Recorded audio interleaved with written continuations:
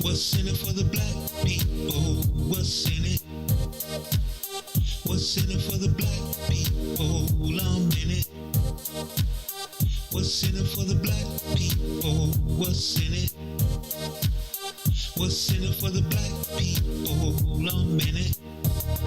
For the black people. For the black people. For the black people. For the black people. For the black people.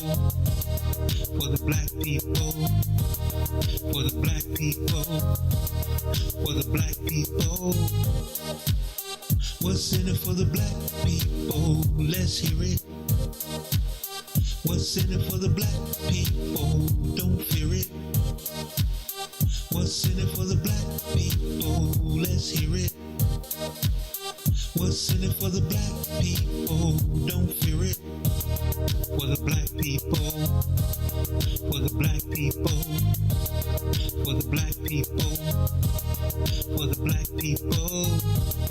For the black people. For the black people. For the black people. For the black people. What's in it for the black people? You know it. What's in it for the black people? Let's show it. What's in it for the black people? You know it. What's in it for the black people? Let's show it. For the black people. For the black people. For the black people. For the black people. For the black people. For the black people. For the black people. For the black people. For the black people. For the black people. For the black people. For the black people. For the black people. For the black people. For the black people. For the black people.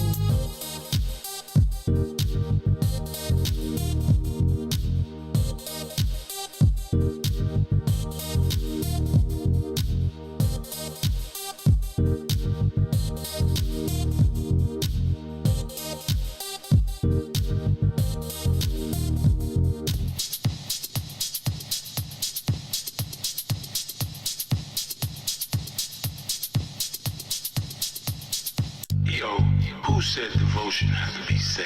Yo, check this out. The Lord is my shepherd, I want. He's making me to lie down in green pastures. He leads me beside the still waters. He restored my soul.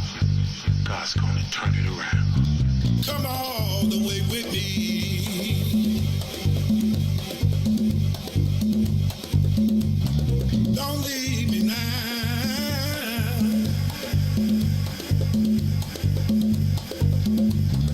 Come all the way with me. Oh, please.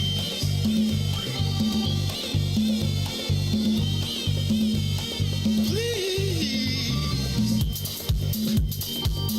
Please don't leave me now. Please don't leave me now. Please. From glory to Gethsemane to Golgotha to the grave, from the grave back to glory. Glory to Gethsemane to Golgotha to the grave, from the grave back to glory. Glory to Gethsemane to Golgotha to the grave, from the grave. Glory to Gethsemane to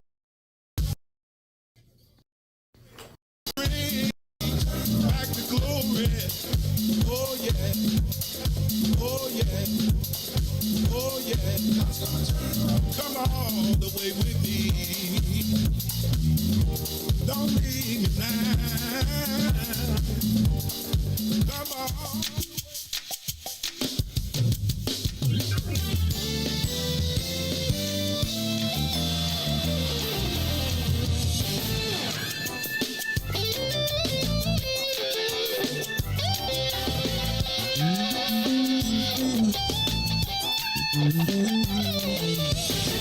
Heaven is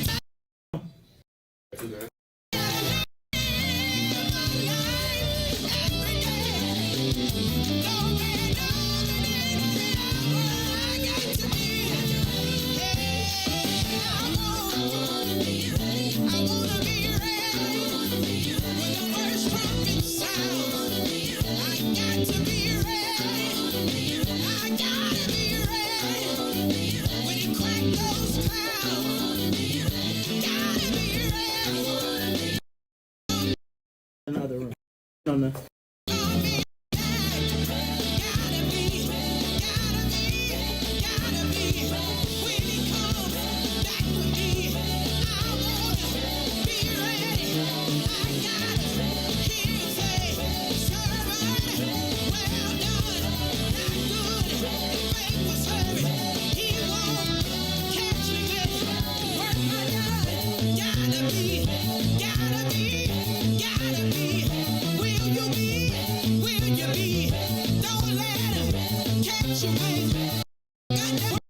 I'm sorry, have your name.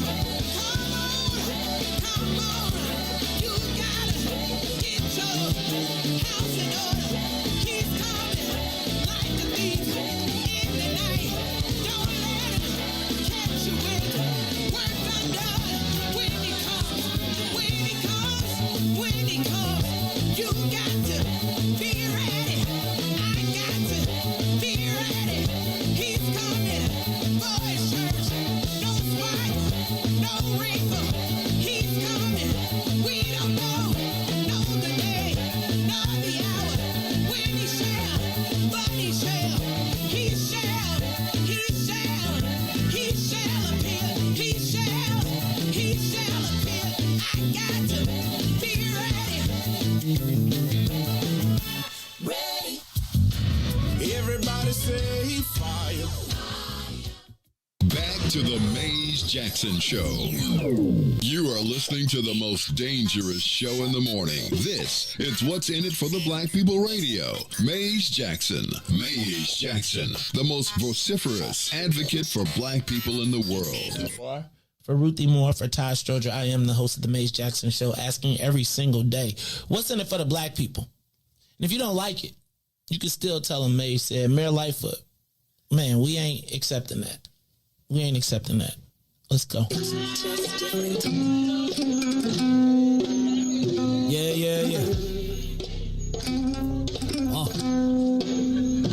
Let's get down to business and go ahead and Foot seems more lesbian than black. Rahm Emanuel's another case. He was just as tired. 50 closed schools left much to be desired. Police had Anjanette naked on that body cam. They suppressed the footage so it couldn't touch a lot of hands. Reminds me of that 16 shots in that cover up. Both of them similar, so I went and dug it up. George Floyd killed, a lot of riots happened in the town. Southside burned and they wouldn't let them bridges down. Grandmother sick, need a prescription and plus a couple groceries. You gon' have to travel just to get it now. COVID-19 out here shutting all the business down. Not enough SBA loans to even give around. So many failed businesses that you can put them in the pile. If you don't survive the pandemic, it's gonna sit you down. We sing, dance, play ball, entertain, and crack jokes. Government infested black neighborhoods with crack smoke. System that milked us so bad, we got lactose. Still trying to find out what's in it for us black folks. We sing, dance, play ball, entertain, and crack jokes. Government infested black neighborhoods with crack smoke. System that milked us so bad, we got lactose. Still trying to find out what's in it for us black folks. Shout out to Willie Wilson, hope one day you get to send it.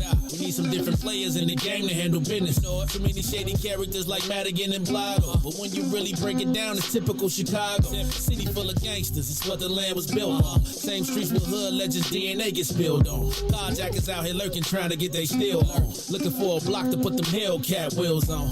Let this give bogus appraisals a red line. Car crackers out here getting minimal fair time. And up the seal carry, I stay with the pipe. For Illinois gun laws giving minimal rights. Stay up on the swivel, make sure I'm moving tight. Check all of my mirrors when I pull up to the light. Pick my homie up from out of town, man, he caught a flight. He was hella nervous, told him, shorty, this a way of life. We sing, dance, play ball, entertain, and crack jokes. Government infested black neighborhoods with crack smoke. System that milked us so bad, we got lactose. Still trying to find out what's in it for us black folks. We sing, dance, play ball, entertain, and crack jokes. Government infested black neighborhoods with crack smoke. System that milked us so bad, we got lactose. Still trying to find out what's in it for us black folks.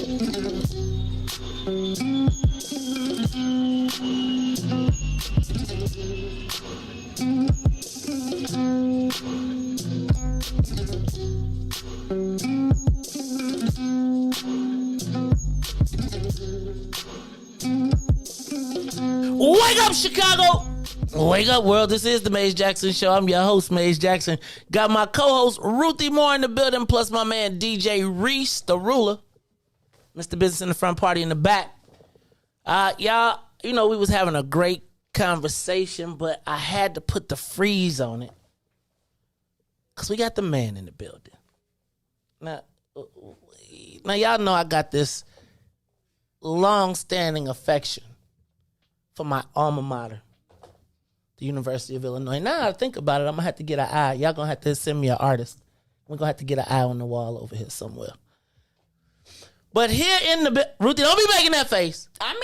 Ruthie over there making the face because she is the chairman of the president of the DePaul Alumni You talking about Association. ILL. I-N-I! Hey, but you see how them two didn't say it, though? But they looked at me like They was wanted waiting. to. They was waiting. No, see, they got their suits on. That's why they wanted to, he said. They got their But suits I see on. you held it together. You held it together. They got their suits on, so they come in here to be extra fresh. You know, see the chancellor a smooth dude. So he got to be cool. Now actually, you know what? I need that video though. Cause you know, you was a cool dude. But when I saw the video last week 2 weeks ago at the City Club, I was like, you pretty cool for a chancellor though. Cause you know, did I see you in bunny slippers? Well, I think there's a compliment in there somewhere. But, yeah, you saw me in bunny slippers, and as I said, if it takes wearing bunny slippers to make our students feel comfortable and a sense of belonging to the finest university in the world, I wear bunny slippers. Not every day, but a couple of times a week if necessary. There it is. All right, y'all. In case you all are confused about who I'm talking about, it is the chancellor of the University of Illinois at Urbana-Champaign. Not to be confused with UIC, because you know, no, I'm just telling you, because the UIC people always be like, I went to U of I. I be like, hold on. Did you go to UIC? Were you a Flame or were you the Fighting Illini? And you know, they get all testy and they be like, because I remember when Stanley Eichenberry, he came to us, right, when I got my President's Award scholarship, and we had a choice between UIC and the University of Illinois when you got the award. And I was like, who in there, after seeing the University of Illinois at Urbana-Champaign, who in their right mind would want to stay at home? But I wanted to get away from my parents as a preacher's kid. But look, since then, that was back in 1989. Since 1989, the University of Illinois has grown by leaps and bounds. And I'm happy here to have with us the Chancellor of the University of Illinois, Chancellor Robert Jones, in the building. Chancellor, welcome actually to the last time you saw me, I was at a different place. Some things happened. And in the spirit of being an entrepreneur, instead of having my voice silenced, we decided to build our own network.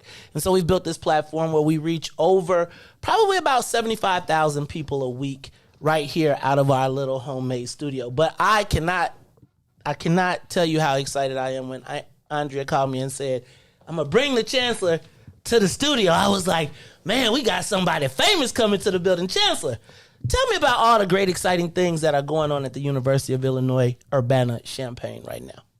Well, Mace, let me start by saying, first of all, it's great to be here with you again in your new surroundings. I want to know who's the artist that decorated this. It's absolutely amazing. But there's a lot that's going on at the university. You know, we started the academic year for first time during COVID, where we're back to face-to-face instruction. And thus far, things are going well. We have major goal is to always keep our university safe and keeping our community and our students, faculty, and staff safe. And we were so pleased to announce about a week or so ago the 10-day numbers. That really was very, very gratifying to know that we have the largest enrollment in university history again. 56,299 students. That's like a city. Yes. That's like a city within a city. Riis wouldn't know nothing about that because, you know, his school only had he one of them directional schools. So I think they might have had I think they quad fit in the old Augill Hall. Right? That's how small they were. But, yep. Chancellor, what'd you say, 56,000? 56,299, and I have my team out trying to find one more student. I know that's right. To bring it up to 56,300. It rolls a little bit better off the tongue. I know one. I'm going to talk to you about that a little bit later. I got an idea for you. But, Chancellor, so you know first of all, let me back up. with that many students at the University of Illinois, and you know how much affection I have for the school, I gotta ask you, what's in it for the black people? Out of 56,300 students, 299. What are you doing? Because we hear stories about the challenges of black kids staying in state. What are you doing at the University of Illinois to really focus on bringing us and keeping our best talent at home? You know, I'm still trying to convince my daughter right now. But talk to me about that, Chancellor. What is in the place? Because University of Illinois is not necessarily cheap. Can our families afford to go there? Yes, you can, because first of all, I think there's a lot of misunderstanding about how affordable the university is, and I can tell you we've been recently recognized by a number of entities about the fact that we deliver amazing education at an affordable price.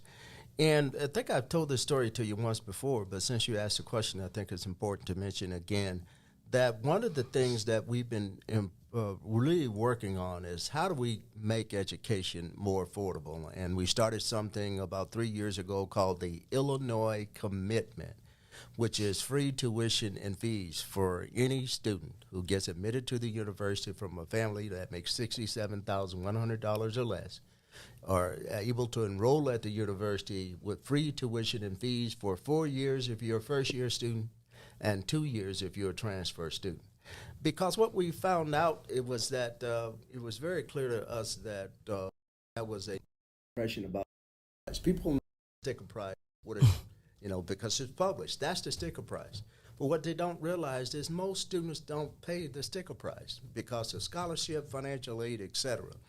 In Illinois Commitment, we started it to kind of get rid of the question about how much it costs to create a new narrative, not worrying about what it costs, and from a perspective of no longer saying I can't afford to go to the university because of the cost. Now we hope the narrative is I cannot afford not to enroll at the university because it's affordable. I can get a free tuition ride, fees for 4 years, and you get an amazing education where even with that, you come out, our students come out, the majority of them, more than 50% of our students come out of the university with no debt. Really? People don't realize that. Ruthie, you hear that? No debt. You hear that? Ruthie talking about student loan debt that if you would have went to U of I, we'd have you straight. have it forgiven. We had you straight. Well, and the rest of them that come out with some debt is about $24,000. Average. Significantly less. No, that's the price of a brand new Yugo if they still make. Did you say Yugo? All right, now I'm gonna tell you. You just put us in the same age group because Ruthie is like, "What's a Yugo?" Right? What is a Yugo? Is that the Steve Urkel car? No, it was the car made by Yugoslavia when they tried to enter the market, and it had you could get it for like $3,000. Had no air, no heat, 2 seats. I'm gonna Google it. Barely a radio, but it was the Yugo, and everybody could get one. Chancellor, but so let me back up because, well, 2 things. Because you my girl over there, so she's behind the scenes. She's back there somewhere making things happen. But in the studio, you got a brother with you. Introduce the brother. Welcome. Thank you. Well, in addition to what we've done to make it more, can you get closer to the mic? Make education more accessible and affordable. One of the things that I did, one of the first things I did, Mace, when I came here, I just started my 6th year on Sunday. 6 years? Yes, I started my 6th year. When I came here 5 years ago, it was very clear to me the university had a very strong commitment to equity, diversity, and inclusion, but the structure just was not aligned in a way to improve our success and access and equity. It was an associate chancellor position, so it didn't have the gravitas, if you will, to get the kind of respect and to demand the partnerships that needed to be put in place. It didn't have adequate budget, etc. So the first request I put forth was to that to a chancellor, and so I'm very pleased to introduce my colleague, someone that I first met some 23 years ago when I helped the University of Minnesota hire him from SUNY Buffalo to become a engineering professor, one of the first new minted tenure track African Americans that we brought to join the faculty at Minnesota. And he went on to have a very successful career as a mechanical engineer. Oh, you smart. Ironically, took over some of the responsibilities that I started and I had during my 34-year career at Minnesota. And he took over equity and diversity work. So long story short, I'll let him tell you the story of how he got here. But Dr. Sean Garrett, the Vice Chancellor for Equity, Diversity, and Inclusion at the University of Illinois, Urbana-Champaign. Welcome, Sean. Good morning. Good morning.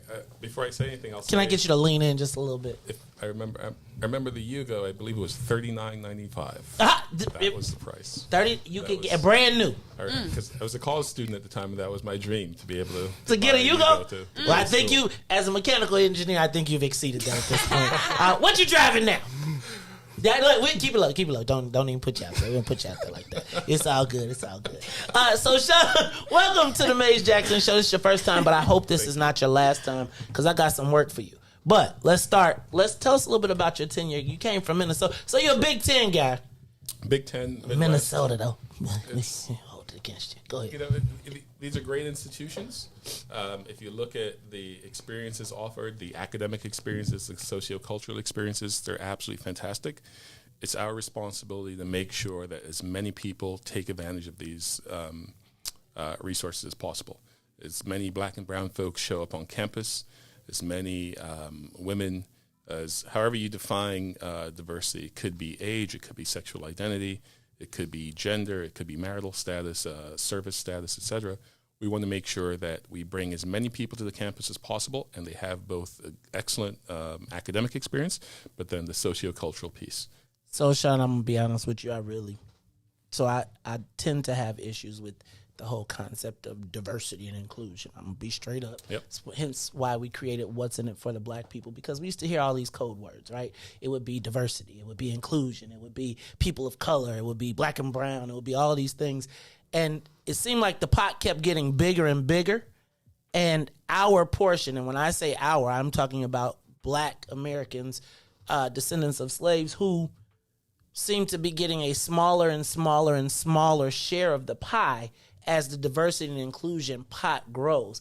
And so I got to ask you, how do you make sure, because our interests are very clear, our self-interests are, how do we get more young black people educated and at the University of Illinois? Talk to me about specifically Illinois program, one of those things, but tell me what else is happening at the University of Illinois to make sure that our students are coming down. Absolutely. A good example of one of our initiatives is a program called the Illinois Scholars Program. Okay. This is specifically meant to target black, brown students from low incomes, rural students from low-sending counties across the state. And the idea is this, also first-generation college students, so students who their parents haven't gone to college. More often than not, they don't have anyone in their families who've gone to college. And these are the students who are most likely to not graduate, to come for a year and leave with debt and or a negative experience. So we target these students by bringing them in 2 to 3 weeks every summer. The first summer is before they start as a freshman. And we basically familiarize them with their campus. We help them build a cohort, a sense of community with other institutions, because predominantly white institutions. If you look across campus on any given classroom, you may not see a large number of underrepresented students, but there are a decent number across the entire campus, but we need to connect them with one another. The purpose of that is they feel that this is their place, that they have every right to be there as anyone else. And what does that translate into? Ridiculously high retention rates. First-year retention rates above 93, 95%. Second-year retention rates above 88%. Third-year retention rates, again, in the mid. I'm not sure what numbers mean. Again, 88% of the folks who start in their freshman year come back for their sophomore year. Almost 90% who start in their sophomore year come back for their junior year. These are numbers that are better than all universities across the country, except for places like Yale, Princeton, Harvard, MIT, Stanford, and so on. And really what it means is no debt, and again, they get the degree and the income and life experience that confers. Got it. Talk to me about the Power of I program. You're launching it again. What exactly is it? Well, the power of I is a part of our market. As you well know, one of the things that I kind of observed when I came here, that this is an amazing university, but we suffered from a severe case of Midwest modesty, where we didn't talk about the greatness and the excellence that this university represents. And I've been known to say that the University of Illinois does represent excellence at a massive scale. But the part of the challenge was that there was not a effort to brand and market the university. And Robin, who's sitting out there with Andrea, will tell you, I asked a question, how much is our marketing and branding budget, and was surprised to know that it was zero.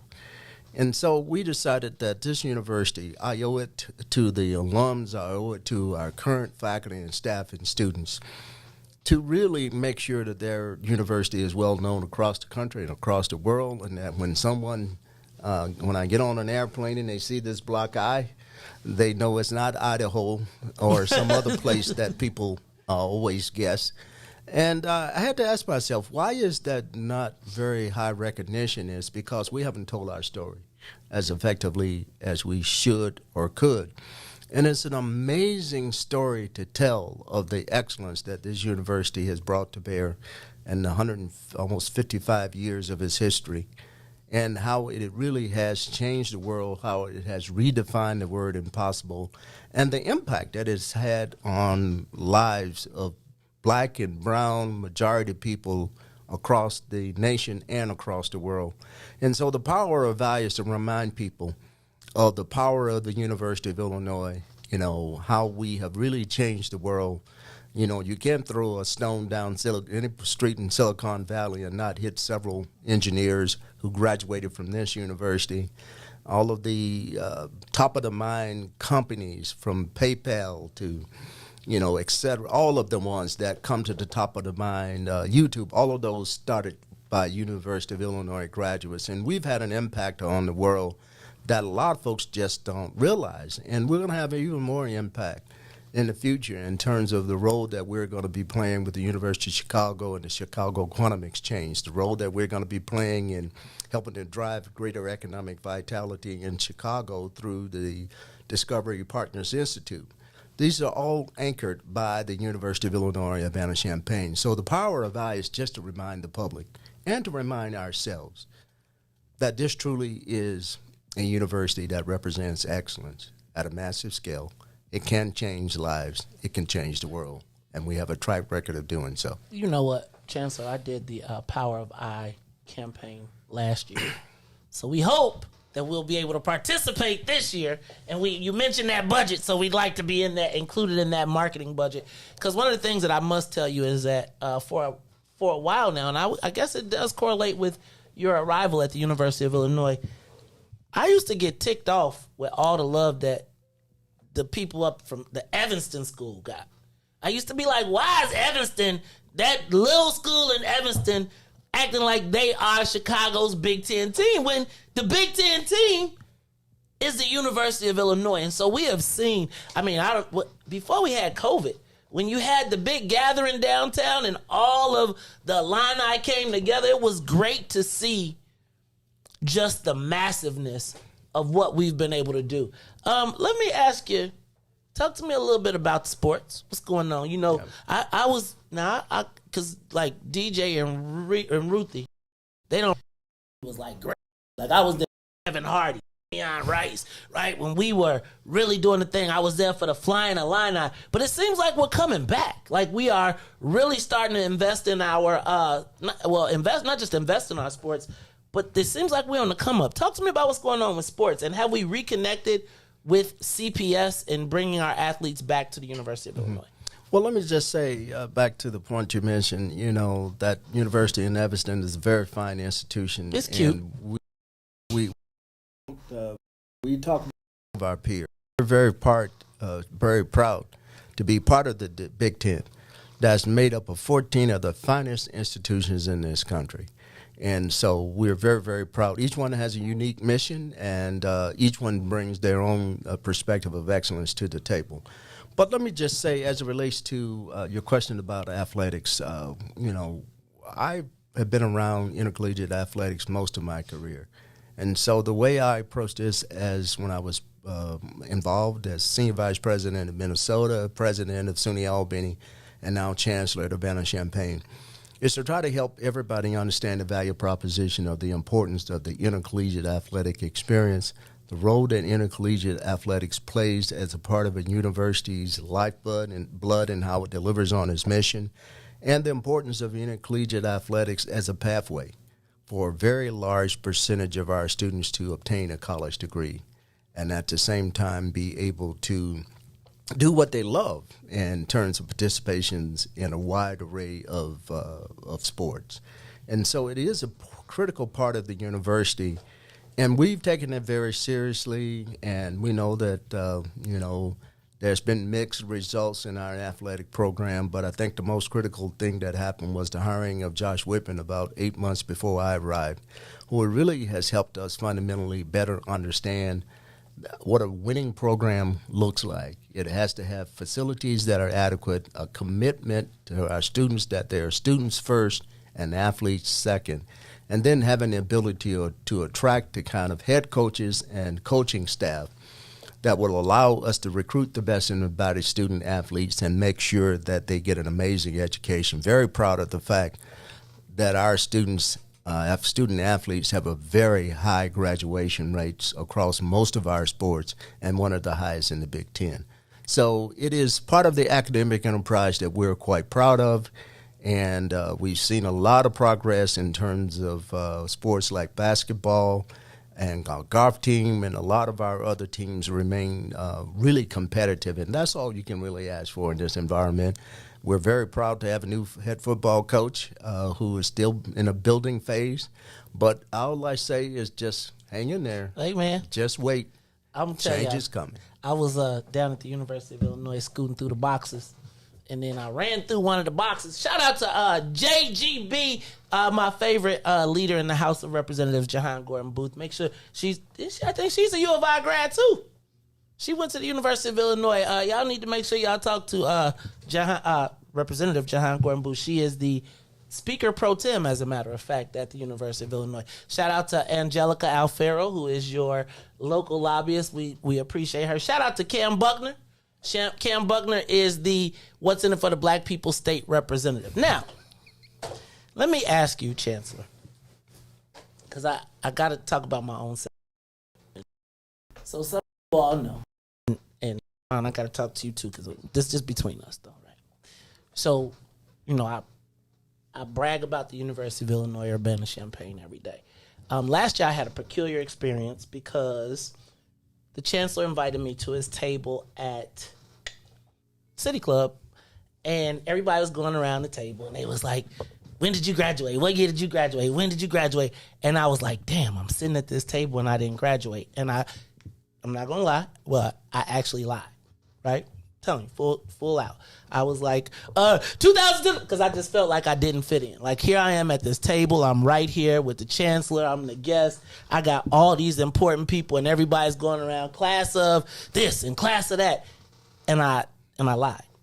I just didn't want to be like the dude at the table who didn't have his degree, who is running around here waving this flag about the University of Illinois. And I remember Jackie Williams a while back was like, Mace, you got to come on back into the family regardless. Like, you went, you count, send us a check. But she was development.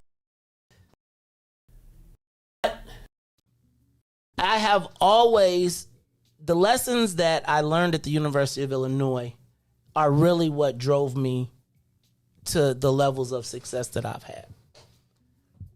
And for all the things that people talk about and, like all the things they give me accolades for and I've won awards, the biggest hole in my heart / and, they done been like, I done had people offer me to, hey, man, come go to such and such school and we'll give you you write a paper and you'll be done. And it's just like, I say, nah, man, I want it from the U of I.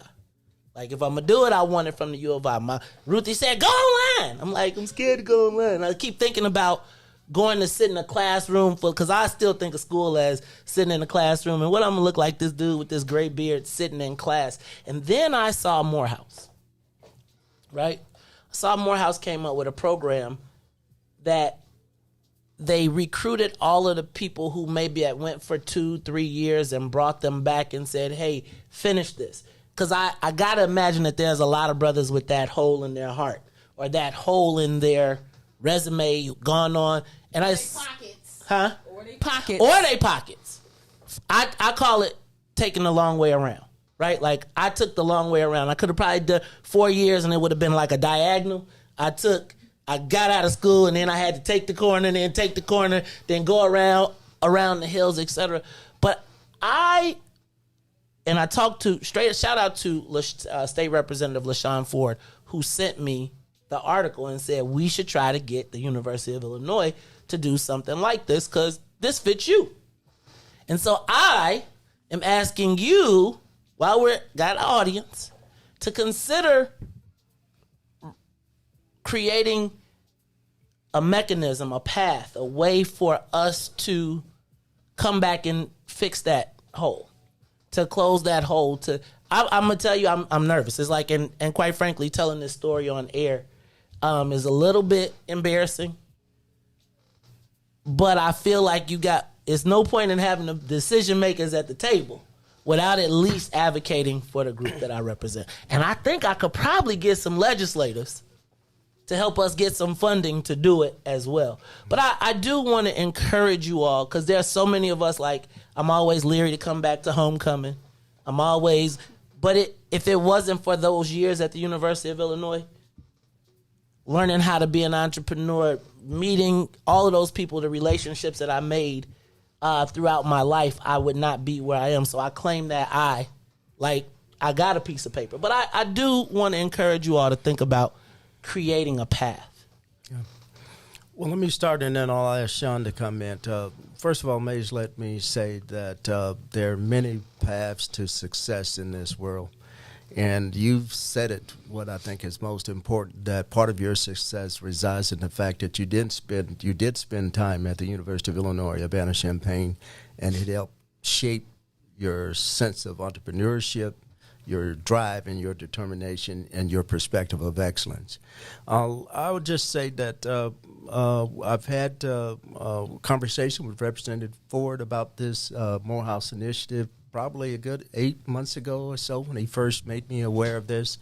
And this is something that Morehouse is really pushing, but I want to be clear that this is part of a initiative that I really was involved in when I was at both at Minnesota and at New York, where it's called the college completion work, because we know that there's a very large percentage of people who fall into the category that you described for yourself, who may be 25, some people as small as 10, 15, 30 credits away from finishing their degree programs. And there is an effort across the country. Morehouse has gotten a lot of visibility about this because they added a bit more structure and clarity about what they were trying to do. But this is a part of what a lot of universities are doing, formally or informally, trying to provide opportunity for those.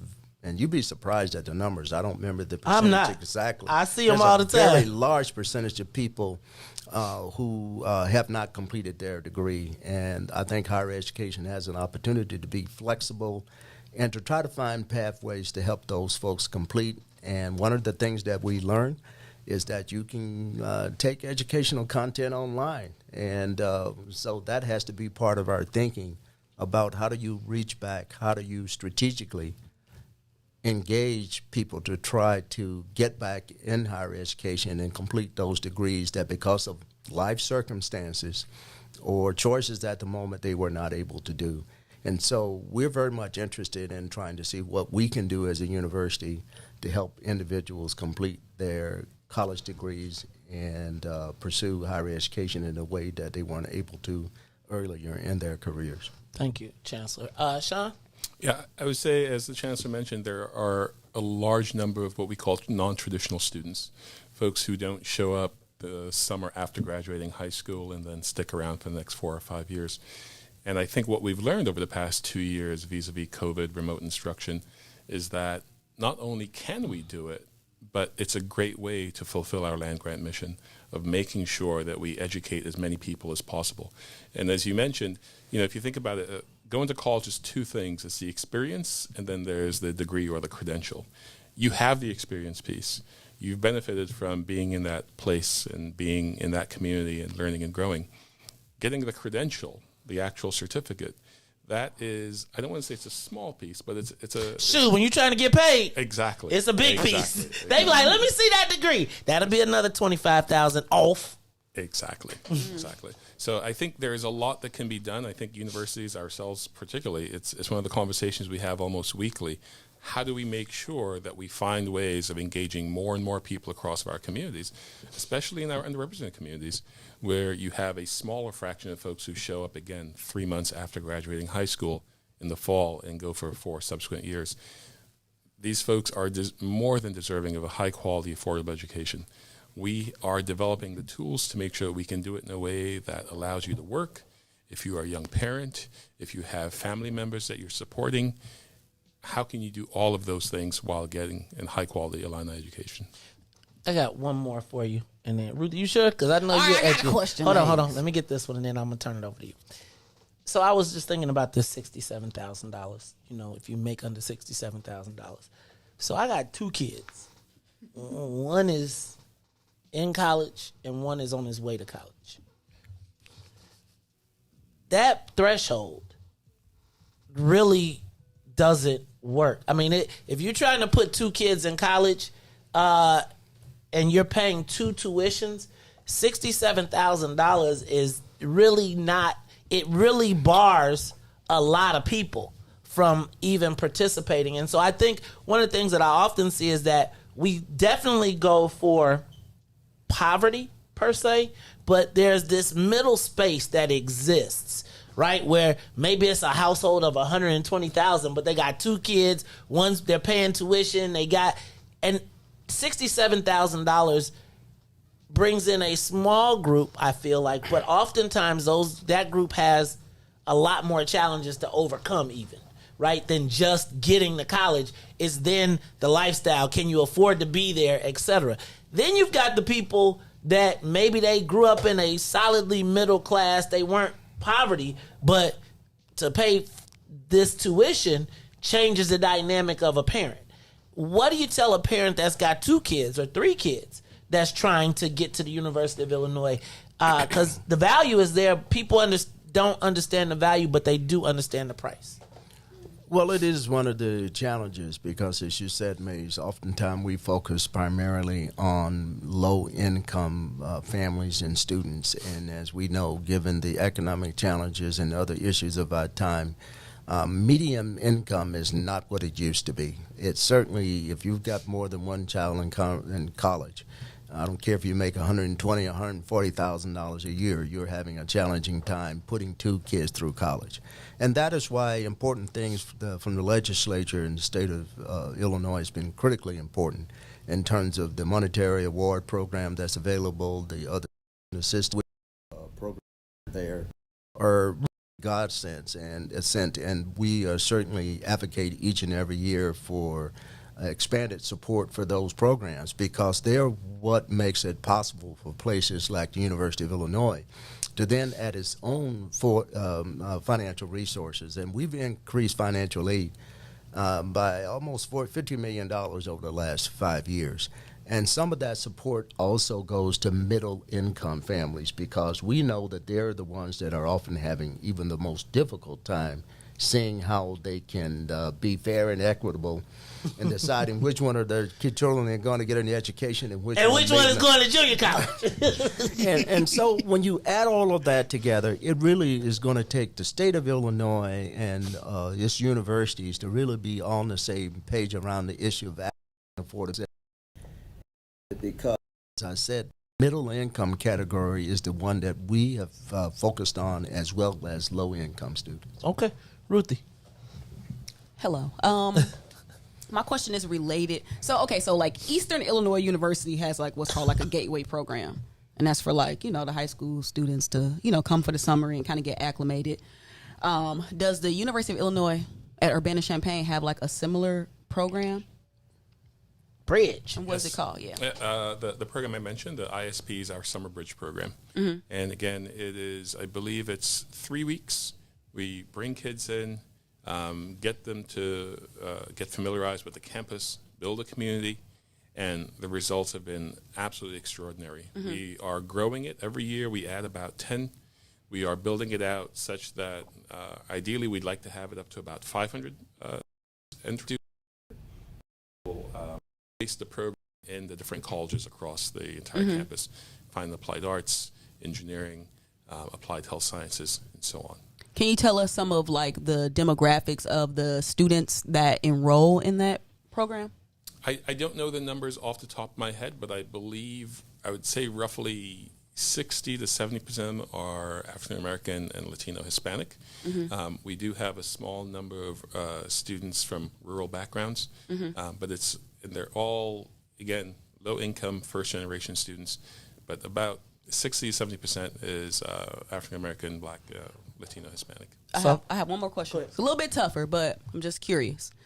So, like, U of I is like the STEM school. Like, it has some really high-ranking STEM programs. But when I look at the people who are enrolled in the programs, they seem to be foreign. Like, they don't necessarily seem to be African-American males or African-American, young women. Are there any concerted efforts that y'all are putting in to try to get Black young people in STEM programs at the U of I? Yes, being somewhat biased because we both come out of STEM backgrounds, and so we understand that it's always been a challenge to get more people that look like us to be interested in STEM careers. And let me just tell you a couple of things that the university is doing and a couple of things that I've been involved with as the chancellor of the university, and being involved with a couple of national associations that have taken this very, very seriously. First and foremost, we have a higher percentage of people of color in STEM careers than you might imagine, and a very high percentage of women as well. And we have a commitment to that.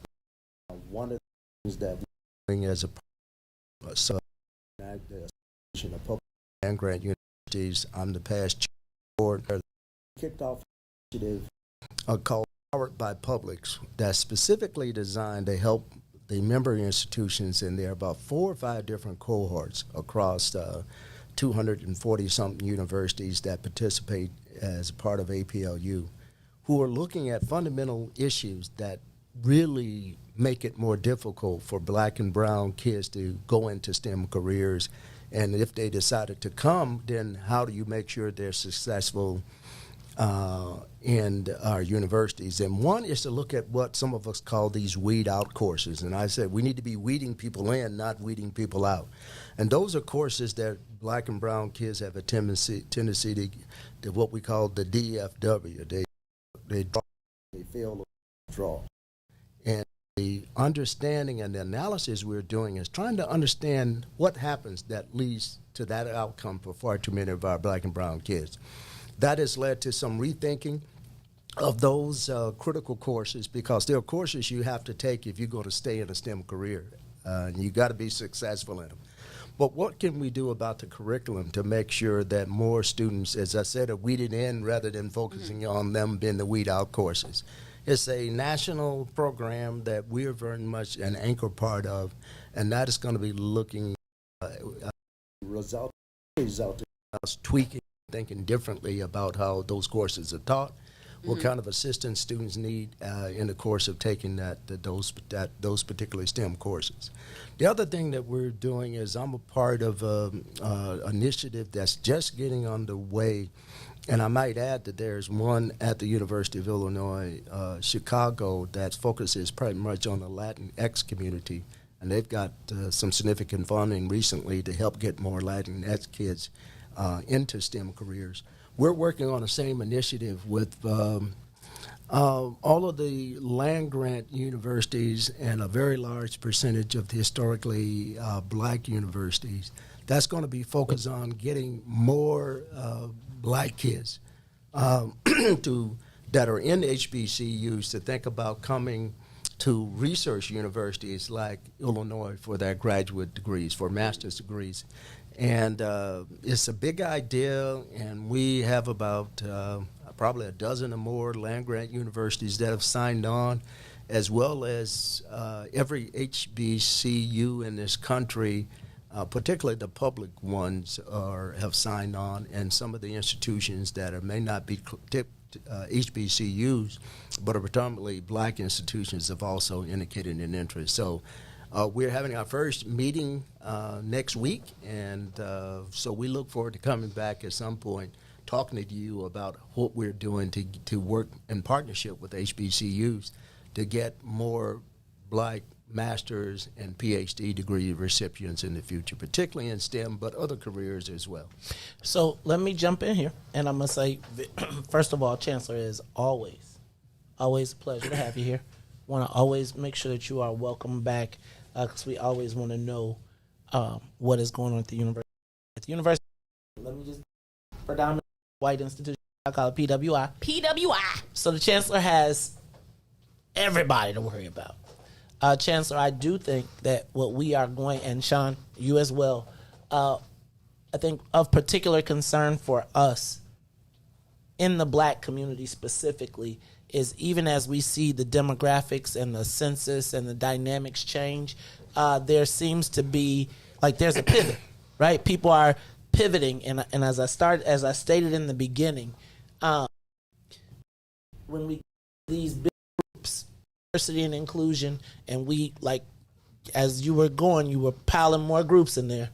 There's only 20% of the pie, right, that is supposed to go to the people that had issues.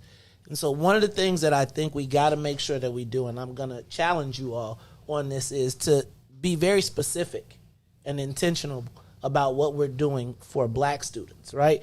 I think that the Latinx community has absolutely no issue advocating for Latinx. You got to do everybody. I get that. So we got to make sure that somebody, I'm never going to hold, I understand your job, and I understand your job. But even in that, like, I think about Dean Shelley, right? We knew that at University of Illinois when we were there, Dean Shelley's job was to make sure that the black students were handled, right? And he was a vice chancellor, but he was like y'all messed up, he slapped us. If we needed to be prodded, he prodded us. I just want to make sure that as you all have to operate in this space, the unique opportunity that we believe that exists with having a black chancellor, with having a black man over diversity and inclusion, is that you have a unique understanding. You can't always say it out loud. I get that. But please recognize that right now, as this dynamic starts to change, that we got to make sure that we don't let our kids get lost. Because even as we see the Latinx community advocating for programs to make sure that their children are moving in that direction, we got to start to work to find those same spaces for ours. Hey, guys, I need an eye. I need a big old eye somewhere to go over there. I'll slap it over to Jordan. I definitely slap it over the Cubs. But we need the University of Illinois. Matter of fact, I might even put it on one of the main spots so that it can be in every camera shot. Because I got to tell y'all, if it was not for my time at the University of Illinois, good, bad, and the ugly, you wouldn't know me, right? My activism, my knowledge of self, my connection to the black community. Remember, I grew up in Bolingbrook. The first time that I knew that black people was more than just slaves, the first time that I learned about all of our history happened at the University of Illinois, Urbana-Champaign. So many of the people that are doing major work in the black community were birthed out of the movements that happened at the University of Illinois. And so y'all got to understand, there was a time when I was standing on President Eikenberry's lawn throwing snowballs at him because we were trying to get the kids out at UIC because we were trying to express our blackness at that point. But I think it's the time, like, the people that were there went on to be U.S. attorneys, to start schools, but it was right there at the University of Illinois. And I got to tell y'all, if y'all ever get a chance to send your children away to a school, ideally somewhere like the University of Illinois, please do, right? It's like adulthood with training wheels, right? You get out there, you can stay out late as you want, but you got to be at class, right? There are people at the University of Illinois, you got to do a little bit of work to develop the relationships with the staff because it's a lot of people. But I will tell you that there is no better experience that I had in my life that shaped me.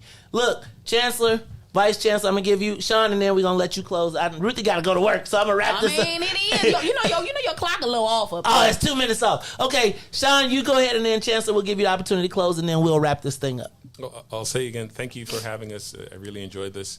And to your point about making sure that we do right by black people, it's our job to make sure that we do right by absolutely everyone. And the Chancellor giving me this opportunity to serve in this role, we're taking it very seriously, and we're doing it in a systemic way. All right. Thank you. Chancellor?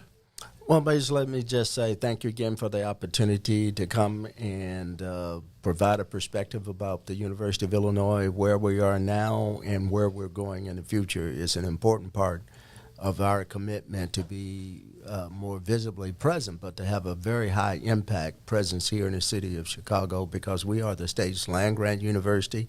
We're also the research university, so it's our role and responsibility to make sure that we serve all of the people of the state, and the third largest city in this nation is a critical part of that. There it is. Hey, y'all, this is the show. Ruth, the Chancellors. I am the host of the Maze Jackson Show, asking every single day, what's in it for the black people? And if you don't like it, you can still tell them.